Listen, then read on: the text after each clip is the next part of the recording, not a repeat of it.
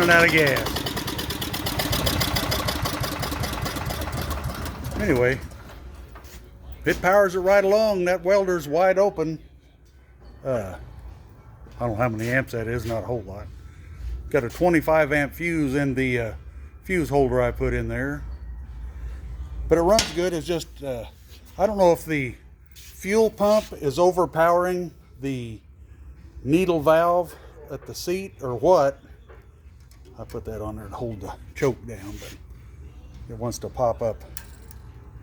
Oh, no, it don't. Anyway, some reason or other, I've had that carburetor on and off twice, and I can blow in the fuel line, hold the float up to where the needle shuts the seat off, touches the seat.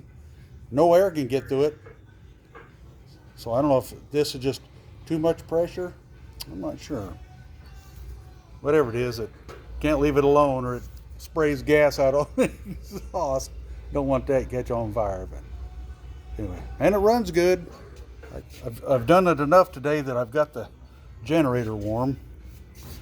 Got the little 2.5 kilowatt unit.